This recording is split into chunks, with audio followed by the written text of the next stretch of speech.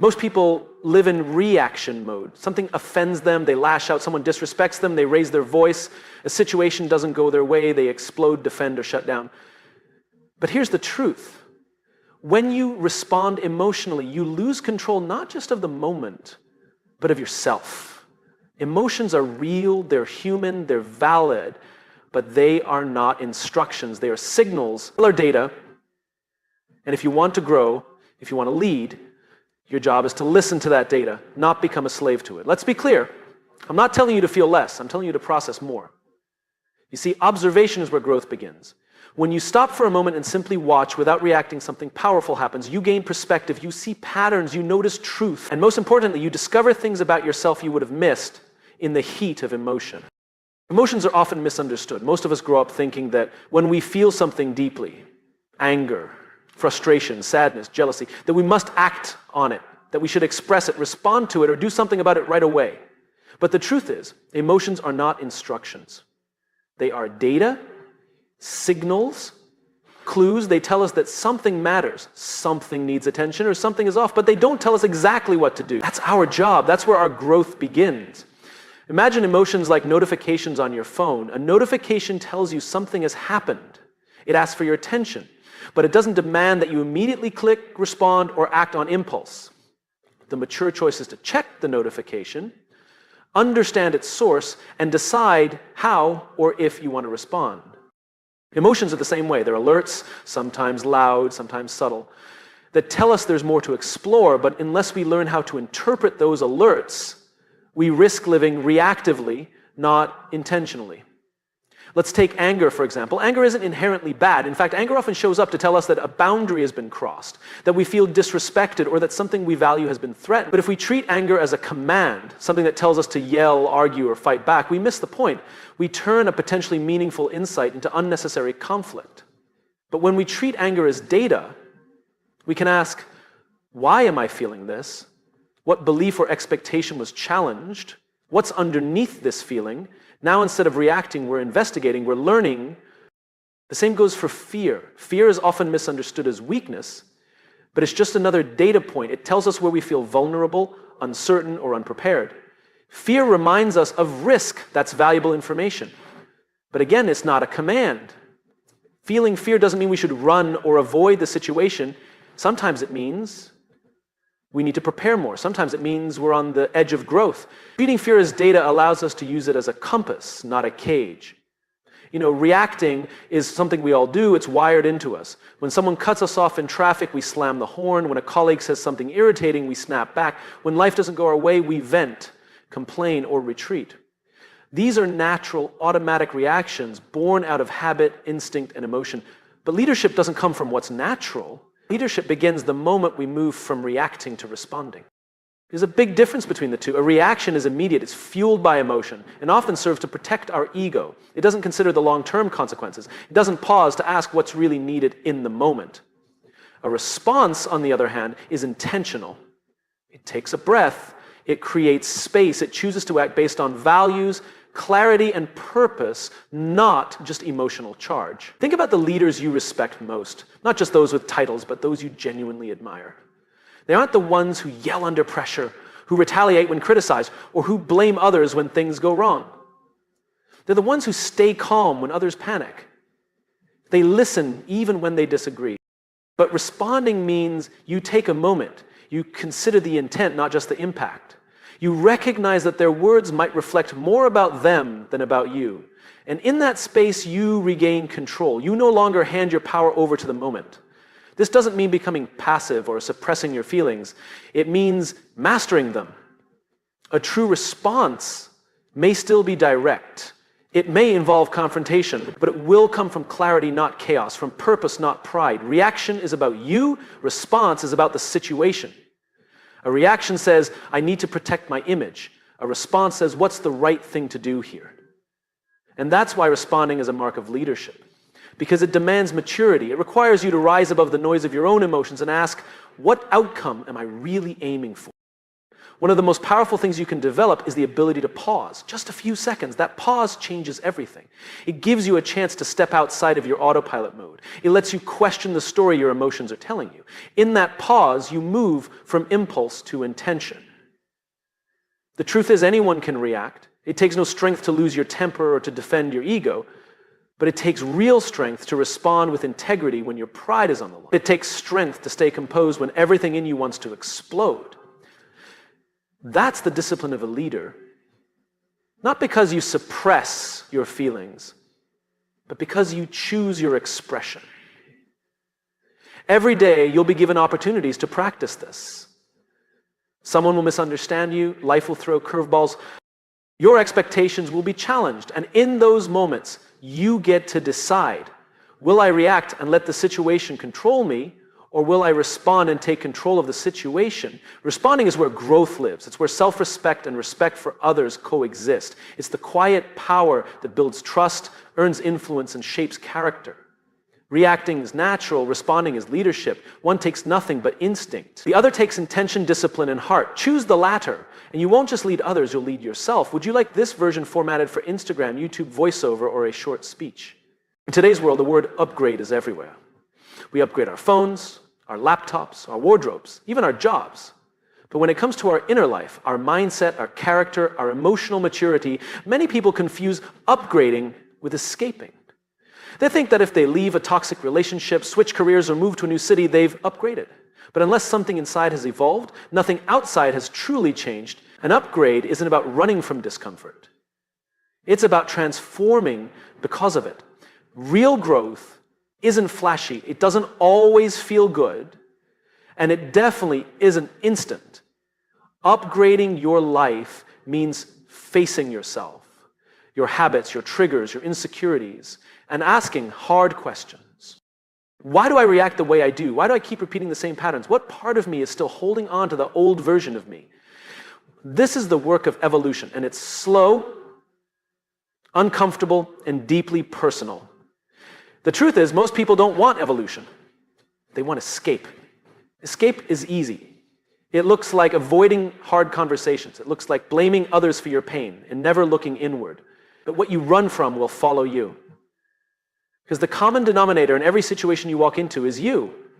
And if you haven't upgraded yourself, you'll recreate the same struggles in a new environment. Upgrading means choosing growth over comfort. It means taking full responsibility for your mindset, your energy, and your emotional regulation. It's deciding to respond instead of react, to reflect instead of blame, to stay calm when chaos shows up. These are internal shifts, and they're not visible on the outside, at least not right away, but they are powerful. Because once you evolve internally, everything around you starts to align with that new version. There's a quiet confidence in someone who's truly upgraded. They don't need to prove themselves. They don't need to shout about their worth. They walk differently, and they choose their words more carefully. They set boundaries with love, not anger. And they no longer see adversity as punishment, but as part of the process. They know every challenge is an opportunity to level up their thinking. When you evolve, you stop chasing shortcuts. You realize that upgrading isn't about having more, it's about becoming more aware, more grounded, more intentional. You're not trying to escape who you were, you're building on it, honoring the lessons, not discarding them. You start to see failure differently too, not as proof that you're broken, but as feedback, data, insight. Evolution requires this mindset because growth is not linear, it's messy, repetitive, and often silent. The people who truly grow are the ones who choose discomfort with a purpose. They don't look for the exit when things get hard. They look for the lesson. They ask, what is this trying to teach me? That question alone separates escape artists from true transformers. So if you find yourself wanting to quit, wanting to run, wanting to start over, pause. Ask yourself, am I evolving or escaping? Because one leads to freedom, the other leads to repetition. Upgrading means facing the parts of yourself that no one claps for. It means improving your emotional resilience, your discipline, your patience, your honesty. And it's quiet work, lonely work. But it's the only path to becoming someone who can sustain success, not just taste it for a moment. Upgrade. by evolving, not by escaping. Otherwise, you'll keep resetting the same story, just in a new setting. Would you like a shorter version of this, turned into a caption or voiceover script? Every day, people show us who they are. Through their words, their tone, their choices, and their behavior. Intentional or not, they reveal their values, their fears, their insecurities, and their priorities. But too often, we miss the lesson because we're too busy being offended, defending ourselves, or fighting back. We take things personally. We react. We lash out. But in doing so, we lose the most valuable opportunity to learn. When someone speaks to you with disrespect, they're not necessarily revealing something about you, they're revealing something about themselves. Their level of awareness, their emotional state, their lack of control. It's easy to match that energy, to get pulled into the emotional chaos. But if you do, you're no longer observing, you're participating. And the moment you participate in someone else's dysfunction, you abandon your own growth. People will show you how much they respect you by how they speak when they're angry. They'll show you how much they value integrity by how they act when no one is watching. They'll show you what they prioritize by where they place their time and energy. Your job isn't to correct them or control them. Your job is to observe, to understand, and to decide how you want to respond. The real strength lies in restraint, in seeing a person act out of alignment and choosing not to react emotionally. That doesn't mean you tolerate disrespect. It means you don't let it decide your behavior. You use their actions as data, not fuel. You say, this is who they are right now, and from that place of awareness, you make decisions that protect your peace. There's a level of power that comes from becoming unshakable, not because you're numb, but because you've trained yourself to watch instead of react. You learn to ask, what is this person's behavior teaching me? What's their pattern?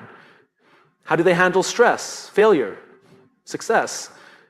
That's how you gather truth, not through confrontation, but through observation. Many people are walking around with unresolved pain. They're projecting, overcompensating, manipulating, not because they're evil, but because they're unaware. They haven't faced their own inner noise, so it leaks out onto everyone around them. If you make their chaos your concern, you will constantly be dragged into unnecessary drama. But if you observe from a place of curiosity instead of judgment, you'll learn who to trust, who to avoid, and who's worth investing in. Sometimes the best response is no response. Silence is a language. Distance is a decision. Maturity is knowing when to engage and when to walk away. Every reaction you give costs you something: energy, focus, peace. You don't owe everyone a debate. You owe yourself your growth. Learning means watching how someone acts and asking yourself, does this align with my values? Do I want to be around this energy? Does this contribute to the kind of life I'm building? If the answer is no, you don't need to fight, you simply need to adjust your boundaries. Let them be who they are, but you decide how close they get to you. In every interaction, people are teaching you something. Some are showing you what love looks like, some are showing you what to avoid. Both are teachers. But you only learn if you don't take the lesson personally. The moment you lash out, the lesson gets lost. Your ego takes over. You make it about being right instead of becoming wise.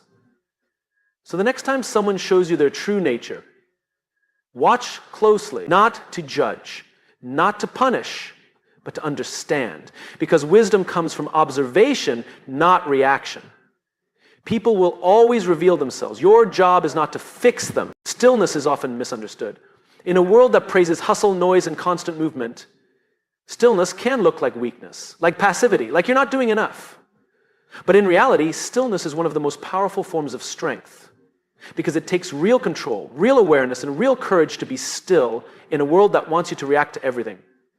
Most people live in constant reaction. Someone disrespects them and they respond instantly. Life throws a curveball and they panic. They're always moving, always talking, always proving. But underneath that frantic energy is usually fear. The fear of not being enough. The fear of losing control. The fear of sitting alone with their thoughts. The stillness removes the distractions. It puts a mirror in front of you. And so so many avoid it, but those who learn to embrace stillness unlock a deeper kind of power. Stillness doesn't mean doing nothing. It means doing the inner work quietly. It means choosing not to respond with anger when provoked. It means breathing before reacting, thinking before speaking. It's the pause between what happens and how you choose to respond. That pause is where your power lives. It's where you reclaim your control, where you stop the cycle of emotional reaction and start the process of intentional growth. Think of the strongest people you know. They don't need to raise their voice to command respect. They don't need to dominate a room to feel important. Their presence speaks louder than their words. That's stillness. It's a kind of grounded confidence that doesn't waver with external chaos. Stillness is the ability to sit in discomfort without trying to escape it, to feel pain without letting it dictate your behavior, to be present with your emotions without being ruled by them. When you're still, you see more. You notice patterns. You recognize your triggers. You hear the things people don't say. You learn how to read situations clearly because your mind isn't clouded by urgency or ego. Stillness sharpens your awareness, and awareness leads to better choices. You don't get pulled into petty arguments or impulsive decisions. You act with clarity, not confusion. Stillness is also the birthplace of vision. Some of your best ideas, insights, and breakthroughs come when your mind is quiet. Not when you're chasing, forcing, or stressing, but when you're present and listening. It's in the silence that truth shows up. In the stillness, you begin to hear what really matters, your values, your purpose, your next step. And stillness is strength because it's rare. Anyone can react. Anyone can speak out of anger, panic, or pride. But to be still when everything in you wants to act, that's discipline. To sit with your feelings instead of unloading them onto others, that's maturity. To walk away from conflict, not because you're weak, but because you value your peace. That's power. Stillness is not about inaction. It's about inner alignment. It's about knowing that your worth doesn't come from how loudly you speak or how fast you move. It comes from how deeply you know yourself, how steady you remain under pressure, how intentional your actions are, especially when no one's watching. In a noisy world, stillness is rebellion. In a reactive world, it's leadership. And in a chaotic world, it's your anchor. So don't mistake stillness for weakness. Understand it for what it truly is: focused, controlled, conscious strength. Sometimes the strongest thing you can do is say nothing. Do nothing, be still. Because that stillness, that's where the transformation begins. Every level of growth demands a new version of you, not just a better version, a different one. You can't carry old habits into new seasons. You can't think the same, react the same, or move the same and expect a new outcome. Your next level won't be reached by doing more of what you've always done. It requires a new operating system, an internal upgrade that rewires how you think, what you prioritize, and how you lead yourself. Right? Most people try to improve their lives by adding more effort, more hours, more information. But real transformation isn't about addition, it's about replacement. It's about uninstalling the patterns, beliefs, and behaviors that no longer serve you and replacing them with ones that do. Because the operating system that got you to this point isn't powerful enough to take you further. That system is outdated. It was built for survival. But your next level is about purpose, alignment, impact. Take a moment to consider your old patterns. Maybe your current system runs on perfectionism. You work endlessly to prove your worth, hoping achievement will quiet the doubt. Or maybe your system runs on approval. You shapeshift, overextend, or stay silent to avoid conflict or gain acceptance. These strategies might have helped you fit in, avoid failure, or stay safe in the past. But they are not sustainable, they are not scalable, they are not meant for where you're going. To operate at the next level, you have to install new code. That means replacing insecurity with self-trust, replacing people-pleasing with boundaries, replacing emotional reactivity with emotional intelligence. That means learning to sit with discomfort instead of running from it, to speak the truth even when it's not popular, to stop seeking permission and start walking in conviction. All of these are internal shifts, but they change everything externally. Upgrading your operating system is uncomfortable because it means letting go of what's familiar. Growth always costs comfort. You will outgrow people, environments, routines, and even parts of your identity. That's not a failure, it's a sign of evolution. But you must be willing to release the old in order to receive the new. You can't download new software if your system is full of old junk data. You need space, you need clarity. Your next level will demand better habits, not just in how you work, but in how you think. Are your thoughts aligned with your goals? Do you speak to yourself the way you would speak to someone you love? Do you set your day up with intention, or do you let it pull you in all directions?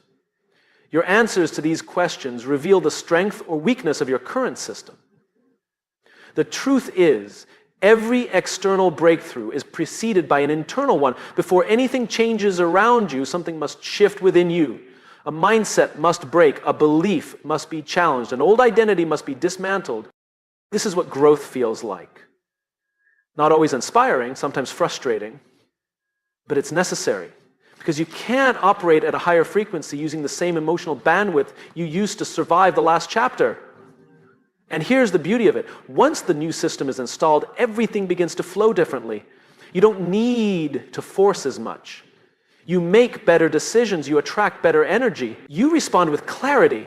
You become someone who builds the future rather than reacting to the past. Your next level has new requirements.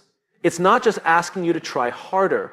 It's asking you to become wiser, to operate differently, to align more deeply. It's not about doing more. It's about becoming more